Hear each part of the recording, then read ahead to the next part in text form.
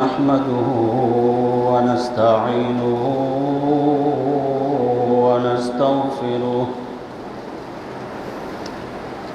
ونستغفره ونؤمن به ونتوكل عليه ونعوذ بالله من شرور أنفسنا ومن سيئات أعمالنا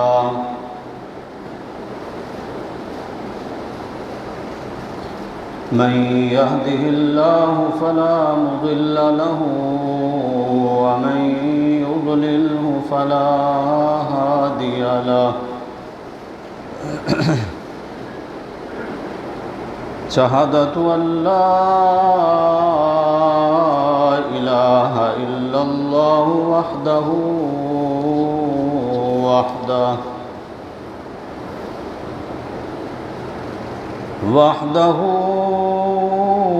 لا شريك له وأشهد أن محمدًا عبده ورسوله أما بعد فأعوذ بالله من الشيطان الرجيم بسم الله الرحمن الرحيم واتل عليهم نبأ إبراهيم إذ قال لأبيه وقومه ما تعبدون قالوا نعبد أصناما فنظل لها عاكفين قال هل يسمعونكم إذ تدعون أو ينفعونكم أو يضرون قالوا بل وجدنا آباءنا كذلك يفعلون صدق الله وصدق رسوله النبي الأمين الكريم ونحن على ذلك لمن الشاهدين والشاكرين والحمد لله رب العالمين اللهم صل على محمد وعلى آل محمد كما صليت على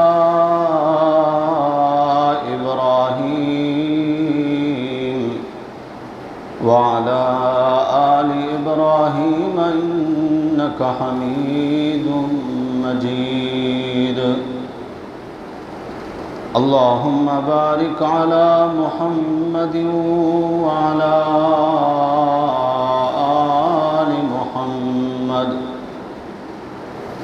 كما باركت على إبراهيم وعلى آل إبراهيم إنك حميد مجيد پوری دنیا کے مسلمانوں نے اللہ کے خلیل ابراہیم علیہ السلام کی سنت کو زندہ رکھا، اللہ کے حضور قربانیاں پیش کی ہیں، اللہ مسلمانوں کی قربانیاں قبول فرمائیں۔ آج کا دن عید کا تیسرا دن ہے۔ ہم مسلمانوں کے لیے آج ڈبل عید ہے، جمعہ کا دن بھی عید کا دن ہے اور عید الاضحیٰ کا بھی آج تیسرا دن ہے۔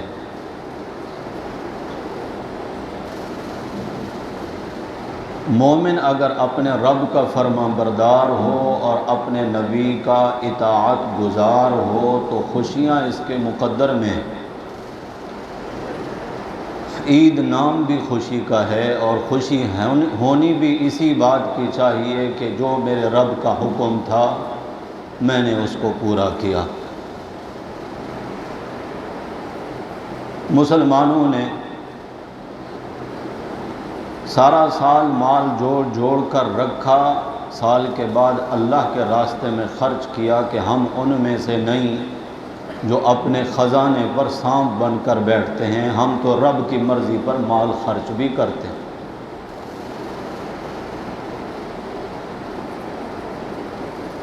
دین بیزار قوتوں نے بڑا زور لگایا اور جدید انداز میں ذہن سازی کرنے کی کوشش کی کہ اتنی بڑی تعداد میں جانور ذبح کرنے کی ضرورت ہی کیا ہے، غریبوں کی ویسے مدد کر دی جائے۔ مسلمانوں نے ان کے چہروں پر تھپڑ رسید کرتے ہوئے جانور کے گلے پر چھری پھیر کر بتایا کہ ہمارے نبی صلی اللہ علیہ وسلم نے ہمیں یہی سبق دیا ہے کہ قربانی کے دن جانور قربان کرنے سے بڑھ کر اور کوئی عمل ہے ہی نہیں۔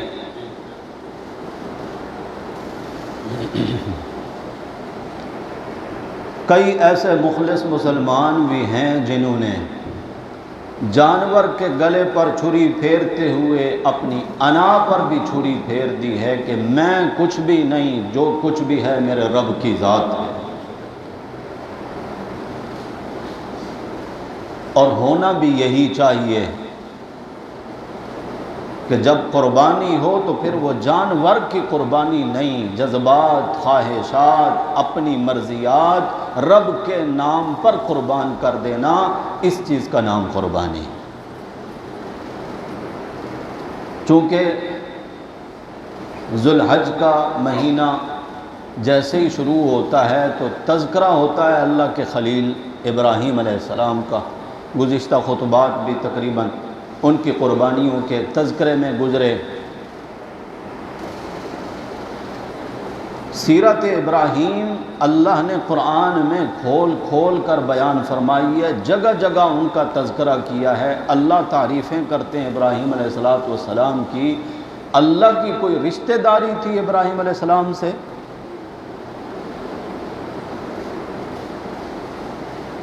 وجہ اس کی یہ ہے کہ ابراہیم علیہ السلام اللہ کہتے گئے، ابراہیم کرتے گئے۔ ان کی یہی ادا اللہ کو اتنی پسند آئی کہ رب کی طرف سے اشارہ ہوتا ہے، ابراہیم کہتے ہیں لبیک میرے اللہ میں حاضر۔ مومن کی شان بھی یہی ہونی چاہیے، جہاں میرے رب کا اشارہ ہو وہاں مومن اپنا سر جھکا دے۔ پھر یہ ہوگا کہ یہ بندہ مومن جس کو ایمان کی دولت اللہ نے عطا فرمائی ہے، یہ بھی رب کا پسندیدہ اور محبوب بن جائے گا۔ اللہ کا وعدہ ہے نا، نبی اکرم صلی اللہ علیہ وسلم کی مبارک زبانی کہلوایا گیا، قل ان کنتم تحبون اللہ فاتبعونی یحببکم اللہ۔ رب کے محبوب بننا چاہتے ہو نا، دعویٰ ہے تمہارا کہ ہم اپنے رب سے محبت کرتے ہیں تو میری اتباع کرو، یحببکم اللہ، پھر اللہ بھی تم سے محبت کرنے لگیں گے۔ حضرت ابراہیم علیہ السلام نے جس گھر میں آنکھ کھولی، آپ کے والد بت گر ہیں، بت بناتے ہیں، بتوں کو پوجتے ہیں، پھر بت بنا کر ان کو فروخت بھی کرتے ہیں۔ اس گھرانے میں آنکھ کھولنے والے ابراہیم علیہ السلام کو اللہ نے ہدایت عطا فرمائی۔ بچپن سے ہی معبودان باطلہ اور شرک کی نفرت اللہ نے دل میں رکھ دی۔ جو کام گھر کے سارے افراد کرتے تھے، ابراہیم علیہ السلام وہ کام نہیں کرتے۔ بچپن میں کبھی کبھی ایسا کرتے کہ کسی بت کے پاؤں میں رسی باندھ کے پھر اس کو گھسیٹتے باہر گلیوں میں اور آواز لگاتے، لے لو خدا۔ خدا بیچ رہا ہوں میں، لے لو۔ پھر ابراہیم علیہ الصلوۃ والسلام باہر نہیں گئے، سب سے پہلے دعوت و تبلیغ کا کام جو شروع کیا اپنے گھر سے کیا، اپنے والد کے سامنے نہایت ہی ادب و احترام کے ساتھ۔ تیسرا رکوع ہے سورہ مریم کا، اذ قال لأبیہ، جب انہوں نے کہا، یہ اذ جب یعنی وہ وقت بھی یاد کرو ذرا، جب ابراہیم علیہ السلام نے اپنے والد سے کہا یا ابتی، اے ابا جی، لم تعبد ما لا يسمع ولا يبصر ولا یغنی عنک شیئا، آپ ان کی عبادت کیوں کرتے ہیں جو سن نہیں سکتے، دیکھ نہیں سکتے، نفع نقصان کے مالک نہیں۔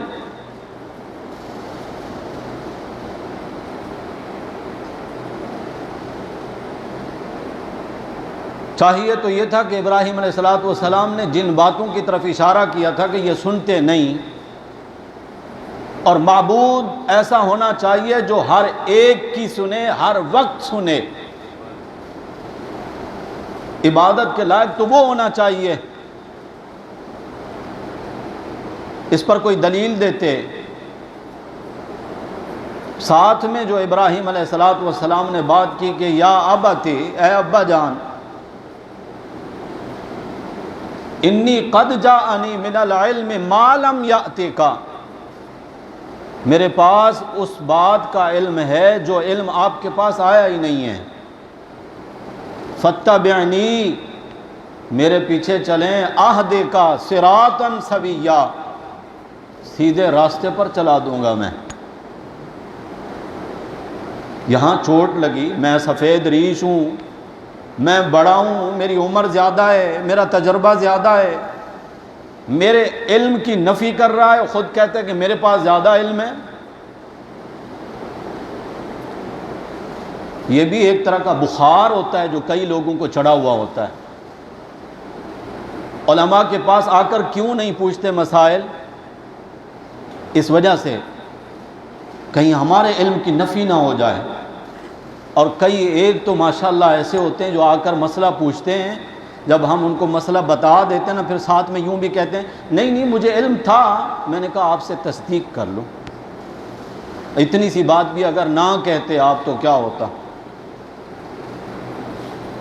کئی تو یوں کہتے ہیں،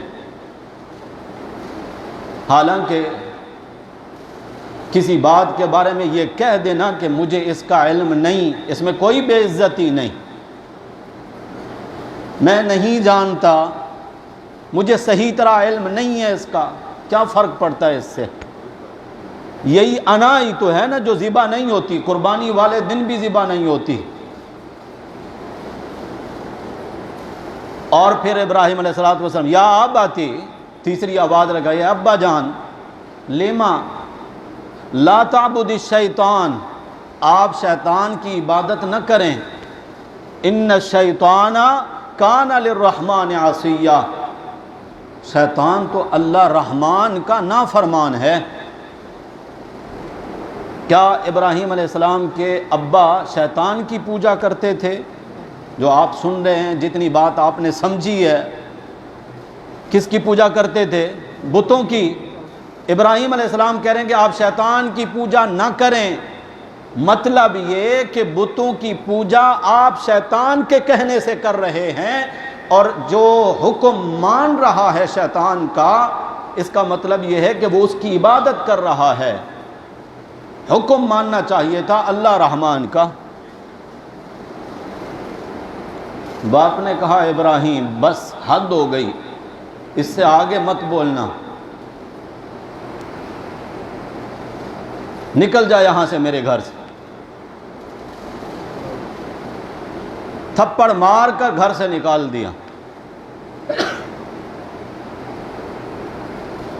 باہر نکلے تو باہر کا ماحول بھی سارا یہی، خاندان والے، محلے والے، قبیلے والے، وہ بھی سارے یہی بتوں کی پرستش کرنے والے، ان کے سامنے آ کر پھر آواز لگائی، ما هذه التماثیل، یہ مورتیاں کیا چیز ہیں، انتم لہا عاکفون، جن کے سامنے تم مجاور بن کے بیٹھے ہو۔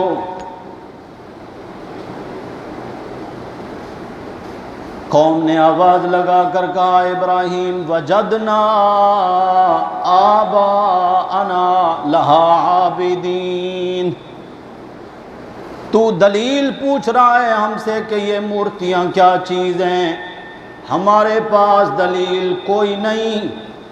وجدنا آباءنا لہا عابدین، ہم نے اپنے باپ دادا کو ایسا کرتے دیکھا، بس یہی دلیل ہے، ہمارے باپ دادا ایسا کرتے تھے اس لیے ہم بھی ایسا ہی کرتے ہیں۔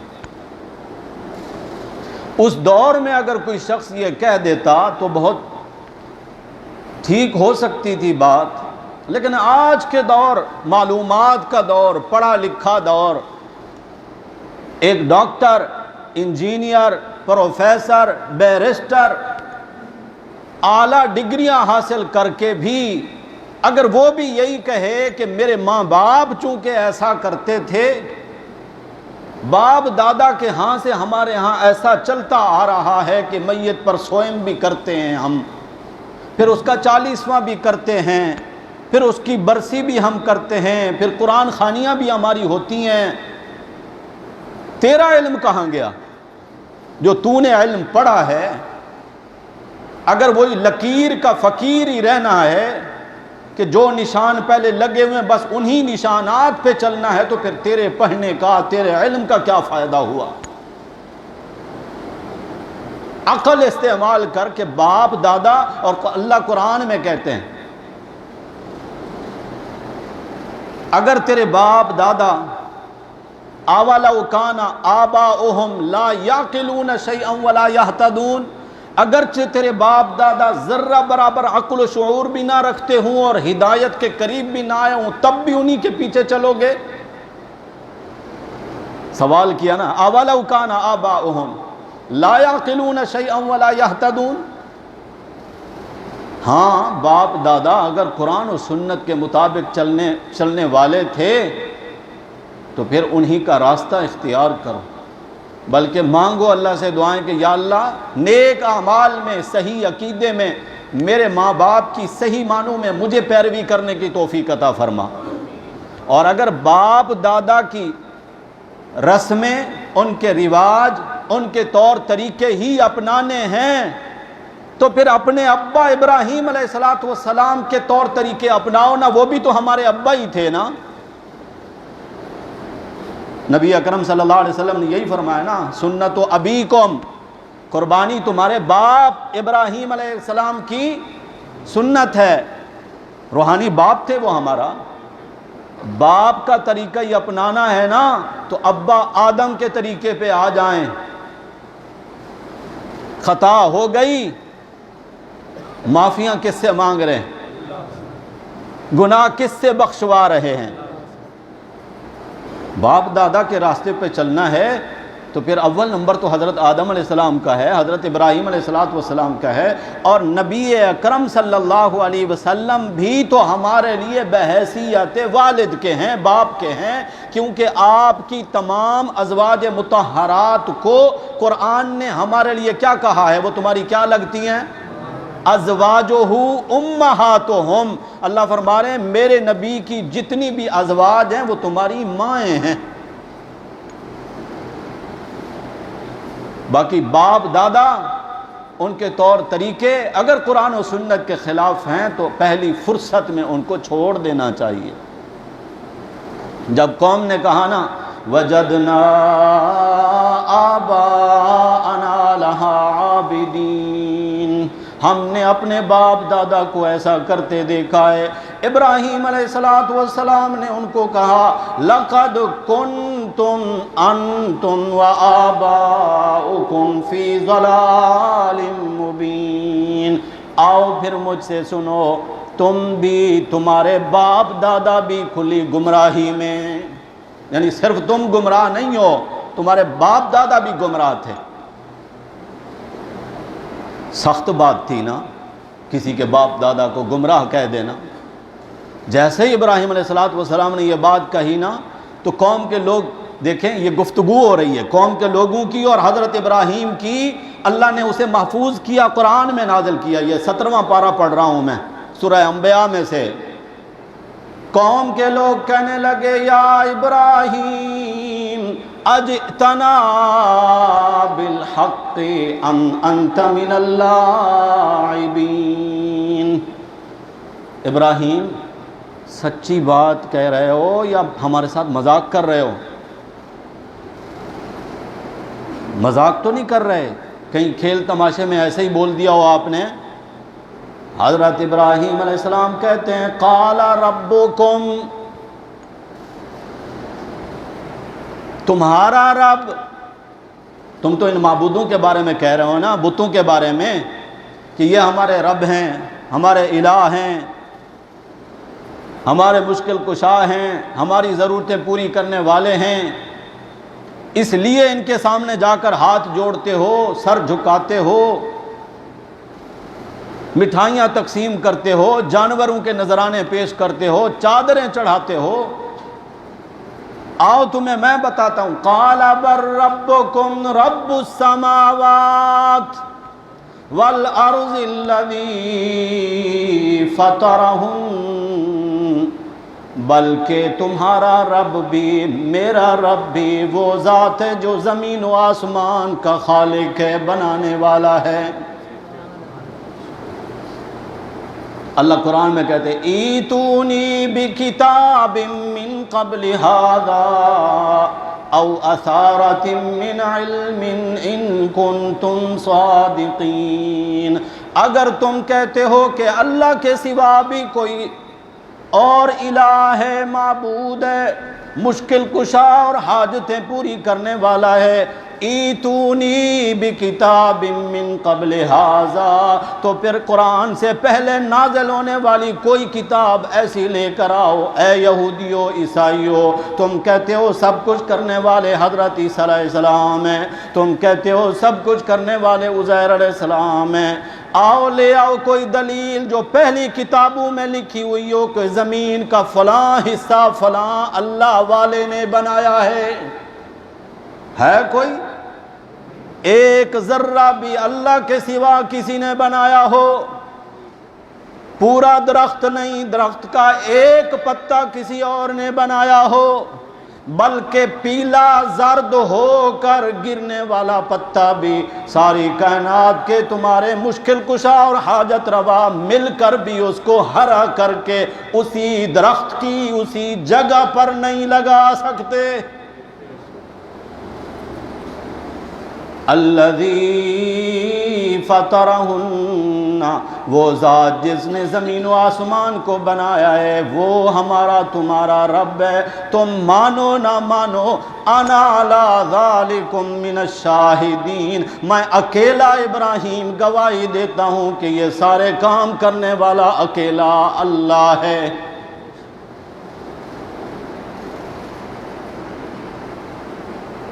اللہ کی تعارف کرانے کے لیے بات شروع کی حضرت ابراہیم نے، انہم عدو لی الا رب العالمین، ظالمو تم اللہ کو چھوڑ کر اپنے ہاتھوں سے تراشے ہوئے بتوں کی پوجا کرتے ہو، جس طرح ہمارے دور کے بھولے بھالے لوگ جو دنیا کے معاملات میں بالکل بھولے نہیں ہیں، صرف دین کے معاملات میں بھولے بنتے ہیں، اپنے ہاتھوں پہلے اس کا لباس اتارا، چاہے جتنا بڑا کوئی بزرگ اور ولی نہ ہو، جب وہ مر جاتے ہیں تو اپنا لباس اتار، بولو جو مر گیا اپنا لباس اتار سکتا ہے؟ اپنے ہاتھوں اس کا لباس اتارنے کی کوشش کرتے ہیں، جب نہیں اترتا تو چیر دیتے ہیں، پھاڑ دیتے ہیں، تختے پر لٹا کر غسل خود دیتے ہیں، اٹھا کر جھولی میں چارپائی پر خود لٹاتے ہیں، جنازہ گاہ لے کر خود جاتے ہیں، جنازہ پڑھتے ہوئے بھی اللہم اغفر لحینا و میتنا کی دعائیں اس کے لیے کرتے ہیں۔ اسی کو اٹھا کر جب قبرستان جا کر قبر میں دفن کر کے اوپر کئی من مٹی اس کے اوپر ڈال کر واپس آتے ہیں تو اگلے دن جا کر اسی کے سامنے ہاتھ پھیلا کر اسی سے مانگنے لگتے ہیں۔ ابراہیم علیہ السلام نے کہا ظالمو تم ایسے ہو، زندہ حی ذات، وہ ذات کہ ایسا زندہ ہے لا یموت، جس پر کبھی موت نہیں آنے والی، اس کے چھوڑ کر اپنے ہی سوچ کے مطابق جن کی پرستش کرتے ہو، انہم عدو لی، آج سے تم میرے دشمن ہو۔ دشمنی کا اظہار کر دیا کھلم کھلا، میرا تمہارا کوئی تعلق نہیں، دشمنی میری تمہاری۔ کب تک کے لیے؟ انا براء منکم، 28واں پارہ سورۃ الممتحنہ، وَمِمَّا تَعْبُدُونَ مِن دُونِ اللَّهِ كَفَرْنَا بِكُمْ وَبَدَا بَيْنَنَا وَبَيْنَكُمُ الْعَدَاوَةُ وَالْبَغْضَاءُ أَبَدًا، ہمیشہ کے لیے میں تمہارا دشمن، تم میرے دشمن۔ اے ابراہیم تیرا سجن کون ہے؟ کہتے اللہ رب العالمین، جس رب کی عبادت کی میں دعوت دینے لگا ہوں وہی اکیلا میرا دوست ہے۔ اے ابراہیم اگر تجھ سے ہم دوستی کرنا چاہیں، دشمنی ختم کرنا چاہیں، اس کا کوئی نسخہ، یہ قرآن بتایا، ساتھ ساتھ وضاحت کرتا جا رہا ہوں۔ قرآن میں ابراہیم علیہ السلام کا وہ قول اللہ نے نقل کیا ہے، حَتَّى تُؤْمِنُوا بِاللَّهِ وَحْدَهُ، ہاں میری تمہاری دوستی ہو سکتی ہے، عداوت دشمنی محبت پیار میں تبدیل ہو سکتی ہے، حتیٰ کہ آپ ایمان لے آئیں میرے رب کی ذات پر، اللہ پر، حتیٰ تؤمنوا باللہ وحدہ، اکیلے اللہ کی ذات پر ایمان لاؤ کہ حاجتیں پوری کرنے والا وحدہ، اللہ نہیں، حاجتیں پوری کرنے والا وہ اکیلا ہے۔ وحدہ کا یہی معنی ہوتا ہے نا، اشہد ان لا الہ الا اللہ وحدہ لا شریک لہ، دونوں باتیں، اکیلا کرتا ہے اور اس کا شریک بھی کوئی نہیں، جو اس کا ہاتھ بٹاتا ہو، جو اس کا پارٹنر ہو، جو اس کا ساتھی ہو، ایسا کوئی نہیں۔ فرمایا اس وقت پھر میری تمہاری محبتیں ہو سکتی ہیں جب تک کہ تم اکیلے اللہ کو مشکل کشا، حاجت روا، نفع نقصان کا مالک نہ سمجھنے لگو، تب تک کے لیے پھر میری تمہاری عداوت اور دشمنی ہے۔ یہ کیا ہے؟ حضرت ابراہیم علیہ السلام کی سیرت ہے۔ یہ جو آیت میں پڑھ رہا ہوں، میں نے جیسے بتایا سورہ ممتحنہ 28واں پارہ، یہ بات شروع کرنے سے پہلے اللہ فرما رہے ہیں قد کانت لکم اسوۃ حسنۃ فی ابراہیم، ایمان والو تمہارے لیے ابراہیم علیہ السلام کی سیرت قدم قدم پر بہترین نمونہ ہے۔ حضرت ابراہیم علیہ السلام پہلے والد کے سامنے آ کر بات کرتے ہیں کہ آپ ان کی عبادت کیوں کرتے ہیں، پھر قوم کے سامنے جا کر کہتے ہیں کہ یہ مورتیاں شورتیاں کیا ہیں، کیوں ان کی باتیں کرتے ہو، پھر ان کو بتاتے ہیں کہ آج سے میری تمہاری دشمنی ہے، میرا دوست اکیلا رب ہے، پھر رب کا تعارف کراتے ہوئے کہتے ہیں الذی خلقنی فہو یہدین، 19واں پارہ سورہ شعراء، میرا رب وہ ہے جس نے مجھے پیدا کیا، مجھے سیدھا راستہ دکھایا، میری رہنمائی کی، والذی هو یطعمنی ویسقین، بھوکا ہو تو کھلاتا بھی وہی ہے، جب مجھے پیاس لگتی ہے تو پلاتا بھی وہی ہے۔ والذی یمیتنی ثم یحیین، میری موت کا مالک بھی وہی، میری حیات کا مالک بھی وہی۔ میری زندگی کی ڈور کس کے ہاتھ میں ہے؟ والذی یمیتنی ثم یحیین والذی اطمع ان یغفر لی خطیئتی یوم الدین، اور میں امید کرتا ہوں اللہ قیامت کے دن میری خطائیں معاف بھی کرے گا۔ اذا مرضت فہو یشفین، اور جب میں بیمار ہوتا ہوں نا تو مجھے شفا بھی وہی دیتا ہے۔ اپنے رب کا تعارف بھی کرا رہے ہیں، جو پیدا کیا، جس نے ہدایت والا راستہ دکھایا، جو میری زندگی موت کا مالک ہے، جو مجھے کھلاتا پلاتا ہے، اور جو میں بیمار، دیکھیں بیمار بھی تو اللہ ہی کرتا ہے نا، اور شفا بھی کون دیتا ہے؟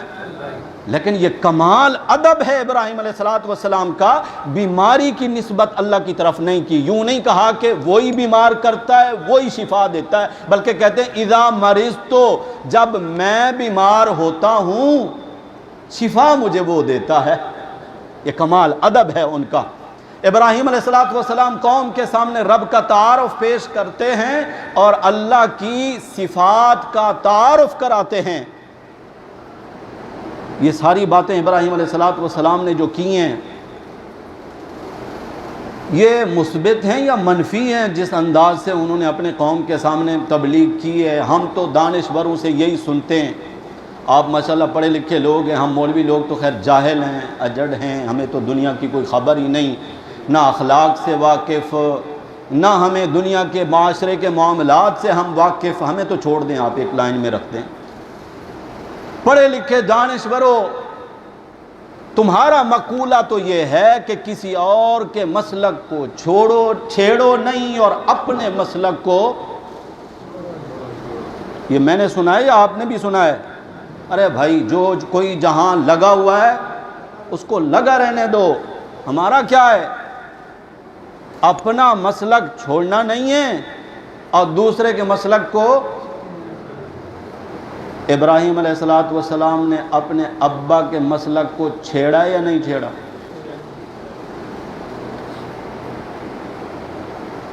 اس کی پاداش میں ابا نے گلے میں ہار نہیں ڈالے، تھپڑ مار کر گھر سے ہی نکال دیا، گوارا کر لیا، اللہ کی وحدانیت کی بات کو نہیں چھوڑا۔ باہر نکلے تو قوم کے سامنے پھر وہی بات، حل یسمعونکم اذ تدعون، ارے بتاؤ جن کو تم ضرورتوں میں، حاجات میں، مشکلات میں پکارتے ہو، حل یسمعونکم، کیا یہ سنتے ہیں؟ او ینفعونکم او یضرون، اچھا یہ نفع نقصان دیتے ہیں تمہیں؟ اگر تم ان کی عبادت نہ کرو تو وہ تمہیں نقصان پہنچا دیں، اور اگر تم ان کی عبادت کرو تو وہ تمہیں نفع پہنچا دیں، ایسا ہوتا ہے؟ باہر قوم کے سامنے پھر جا کے قوم کے مسلک کو بھی چھیڑا یا نہیں چھیڑا؟ اور اگر ان کی یہ باتیں غلط ہوتی تو اللہ قرآن میں نازل فرماتے؟ ہم تو تصور نہیں کر سکتے کہ ابراہیم علیہ السلام کی باتیں نعوذ باللہ غلط ہو جائیں۔ وہ اللہ کے خلیل ہیں، اور انہوں نے دعویٰ نہیں کیا کہ میں رب کا خلیل بناؤں، دعویٰ رب نے کیا۔ وہ کہتا ہے واتخذ اللہ، اللہ نے چنا ابراہیم علیہ السلام کو خلیل۔ اور دوسرے مقام پر اللہ فرماتے ہیں 14ویں پارے کے آخری صفحے پہ، اجتباہ، ہم نے چنا ابراہیم علیہ السلام کو، وہداہ، اور راستہ بھی ہم نے دکھایا۔ راستہ دکھایا نا، کیونکہ گھر میں تو بت پوجے جا رہے تھے، مگر ابراہیم علیہ السلام نے ان کی نفی کر کے اکیلے اللہ کے سامنے سر جھکانے کی بات کی ہے۔ یہ بات ان کی چلتے چلتے بادشاہ کے دربار میں بھی پہنچ گئی کہ ایک نوجوان ہے، باپ دادا کا مذہب چھوڑ چکا ہے، نعوذ باللہ بے دین ہو گیا، نیا دین اس نے اپنایا، نئی باتیں کرتا ہے، آج تک ہم نے سنی نہیں ہے۔ یاد رکھیے، جو بات آپ نے آج تک نہ سنی ہو اور اب اگر آپ سن رہے ہو قرآن و سنت کے مطابق، تو اس کا یہ مطلب تو نہیں ہے نا کہ یہ ہو ہی نہیں سکتی کیونکہ ہم نے نہیں سنی آج تک۔ ہمارے ایک بزرگ تھے، وہ لطیفے کے طور پر یہی بات سمجھاتے تھے کہ کسی دوست کو کہا نا کہ فلاں جو آپ کا دوست ہے نا اس کی اماں مر گئی، اس نے کہا یار کیسے مری، آج تک تو نہیں مری۔ آج کیسے مر گئی؟ تو آج تک اگر نہیں سنی یہ باتیں، اور اب اگر آپ کے پاس قرآن و سنت کا علم آ گیا ہے، کوئی ایسی صحیح کتاب مل گئی آپ کو، کوئی صحیح عالم مل گیا آپ کو صحیح بات سمجھانے والا، اور آپ کو نئی لگیں وہ باتیں، تو آپ بے شک اس کی وضاحت پوچھ سکتے ہیں کہ آپ نے یہ بات بیان کی، یہ بات بیان کی، قرآن و سنت میں کہاں پر ہے؟ یہ آپ کا حق ہے اور پوچھنا چاہیے۔ یہ نہ پوچھنے کی وجہ ہے کہ آج مذہب کے ٹھیکیداروں نے اور منبر و محراب کے وارثوں نے قوم کو ایسے کاموں میں لگا دیا جو کام جن کے کرنے کا نہ اللہ نے حکم دیا، نہ رسول اللہ نے کیا، نہ صحابہ نے جو کام کیے، قوم لگی ہے کیونکہ ہمارے مولویوں نے یہ کہہ دیا ہے، اور قوم بھی خاموشی سے سنتی جا رہی ہے۔ کبھی نہیں پوچھا کہ آپ جو یہ بات کر رہے ہیں کہاں سے ثبوت ہے اس کا، کس کتاب میں لکھی ہے، اس کتاب کی حیثیت کیا ہے؟ کبھی تو پوچھا ہوتا۔ یہاں تو بھائی منبر پہ بیٹھے ہوئے بڑے نامور لوگ، بڑا مولوی پتہ ہے کس کو سمجھتے ہیں؟ پتہ ہے نا کس کو سمجھتے ہیں؟ جو ٹی وی پہ آ جائے، ٹی وی کی سکرین پہ دکھائی دینے والا بڑا مولوی ہے بھائی، بڑا عالم ہے۔ چرب زبان بھی ہو اگر، پھر تو سونے پہ سہاگا، پھر تو آپ کو گمراہی سے بچا ہی کوئی نہیں سکتا، کیونکہ خود تو تحقیق کرنی نہیں ہے، قرآن و سنت کا علم ہے نہیں، وہ بیان کر رہا ہے۔ حضرت غوث پاک کے پاس ایک عورت نے اپنے بچے کو چھوڑا تھا کہ میرے بچے کو دین کا علم سکھائیں، اللہ کی پہچان کرائیں۔ وہ عورت آئی دیکھنے کے لیے، دیکھا تو اس کا بیٹا جو ہے وہ دال کھا رہا ہے اور غوث پاک مرغا کھا رہے ہیں۔ تو اس نے شکایت کی کہ حضرت یہ تو میرے بیٹے کے ساتھ زیادتی ہے۔ حضرت مرغا کھا چکے تھے، اس کی ہڈیاں ساتھ میں پڑی ہوئی تھیں۔ حضرت نے ان ہڈیوں پہ ہاتھ رکھا اور ان سے کہا قم بِإِذْنِی، معنی جانتے ہو؟ میرے حکم سے کھڑا ہو جا۔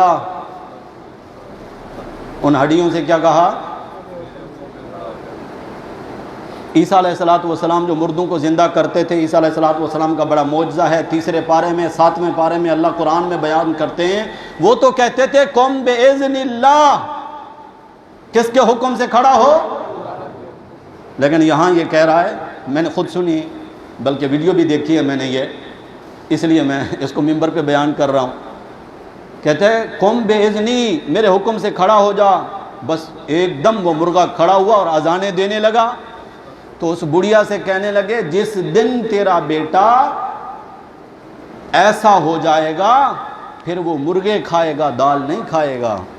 اور آگے جو لوگ بیٹھے ہیں سننے والے کہتے ہیں سبحان اللہ، کسی نے بھی نہیں پوچھا ہوگا حضرت سے کہ حضرت آپ نے جو شیخ عبد القادر جیلانی رحمت اللہ علیہ کی طرف منسوب یہ کرامت پیش کی ہے، اس کا کوئی ثبوت، اس کی کوئی دلیل، کس نے یہ منظر دیکھا تھا، کس نے سنا تھا، آگے کس نے بیان کیا، کون سی کتاب میں ہے، اس کی حیثیت کیا ہے، کوئی نہیں پوچھنے والا۔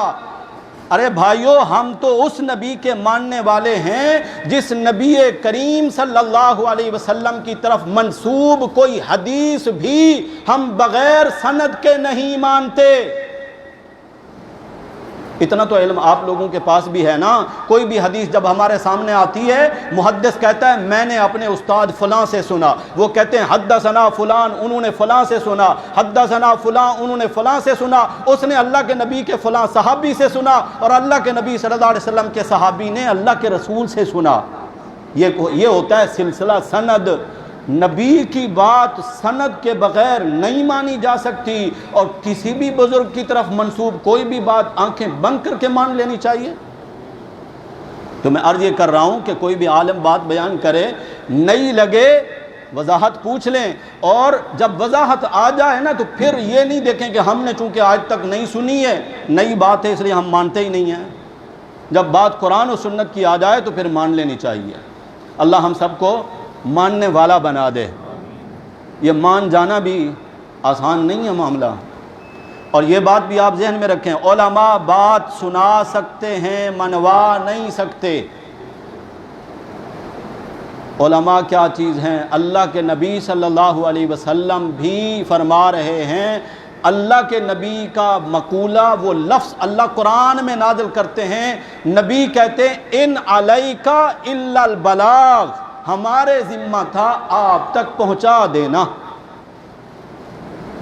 اور سورہ یاسین شریف کا دوسرا رکوع، یہ الفاظ تقریباً ہر مسلمان کو یاد ہوں گے، وما علینا الا البلاغ، نبیوں کی بات ہے۔ یہ 3 نبی تھے، ایک قریے میں گئے، وَاضْرِبْ لَهُمْ مَثَلًا أَصْحَابَ الْقَرْيَةِ إِذْ جَاءَهَا الْمُرْسَلُونَ إِذْ أَرْسَلْنَا إِلَيْهِمُ اثْنَيْنِ فَكَذَّبُوهُمَا فَعَزَّزْنَا بِثَالِثٍ۔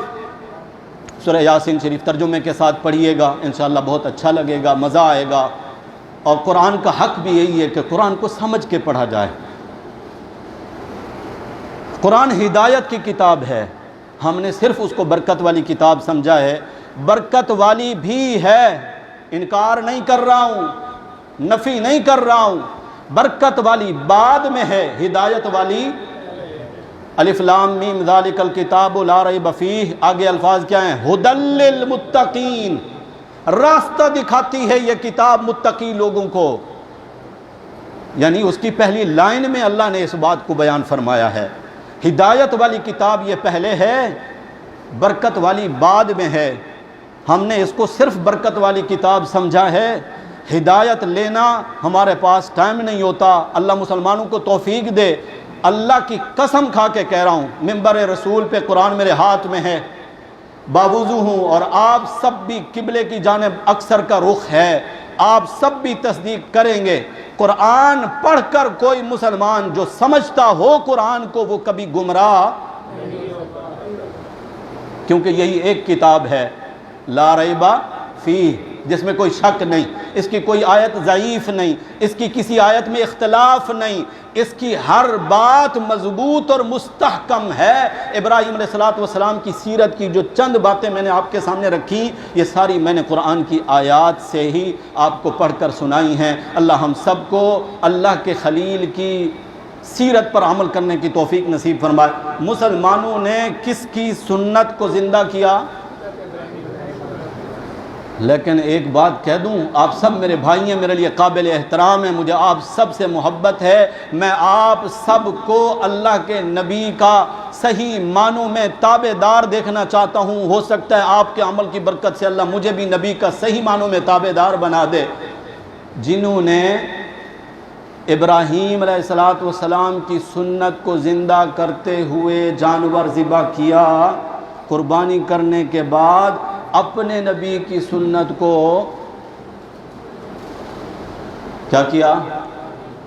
اپنے نبی کی سنت کو بھی ذبح کر دیا ساتھ میں۔ ابراہیم علیہ السلام کی سنت کو زندہ کیا، قربانی کا جانور ذبح کیا، اپنے نبی کی سنت کو ذبح نہیں کرو میرے بھائیوں۔